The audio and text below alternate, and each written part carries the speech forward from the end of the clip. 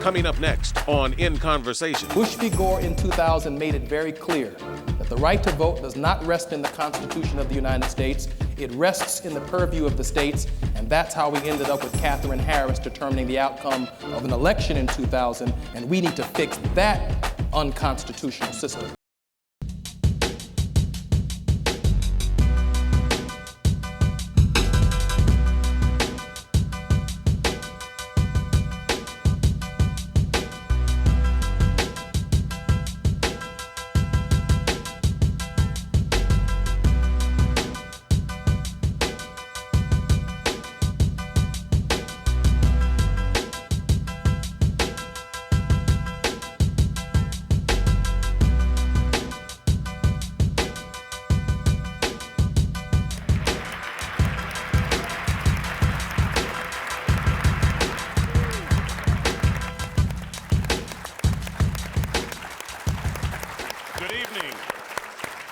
Good evening, I am Fennell, and welcome to our political roundtable discussion, In Conversation with the Reverend Jesse Jackson. And here with us are some of the most dynamic thinkers in the country, leaders in the realm of civil rights, and elected officials who lead our nation.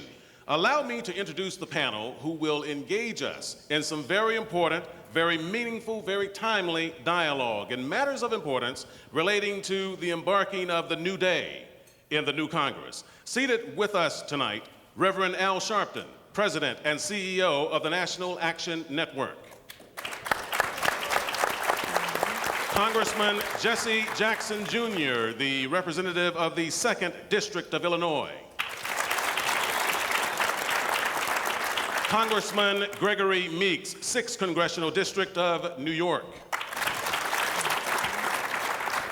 Congresswoman Carolyn Kilpatrick, representing Michigan's 13th Congressional District and new chair of the Congressional Black Caucus. Congressman Gerald Nadler, 8th Congressional District of New York. Nadler. Congresswoman Diane Watson, representing the 33rd Congressional District of California. Congressman Charles Rangel, the New York's 15th Congressional District representative and chair of the House Ways and Means Committee. And Representative John Conyers Jr., who represents Michigan's 14th Congressional District in the U.S. House of Representatives. And the chair of the district. Chairman of the Judiciary Committee.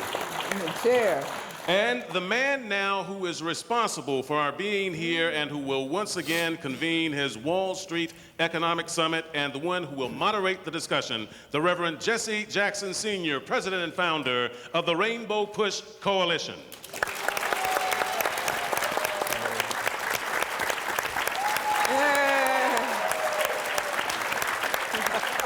Good evening. We're going to focus in some measure on this stage of our civil rights struggle. We argue in the Rainbow that this is perhaps the 4th stage of our evolution. For the first stage was the struggle to end slavery, 246 years of that drumbeat. The second stage was the struggle to end Jim Crow laws, so akin to slavery. The third stage was the struggle for the right to vote. We've just had it now for 42 years. But one can be out of slavery, out of Jim Crow, have the right to vote and starve to death, unless one has access to capital, industry, technology, and deal flow.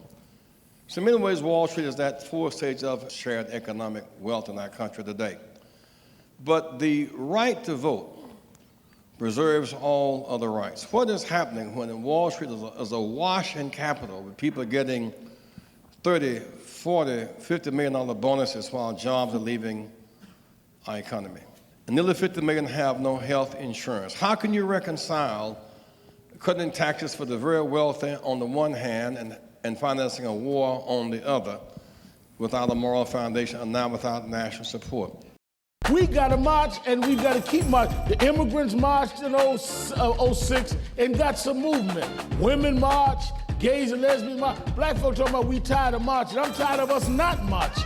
We've stopped marching. We need to get back out there and march. You promised, Al,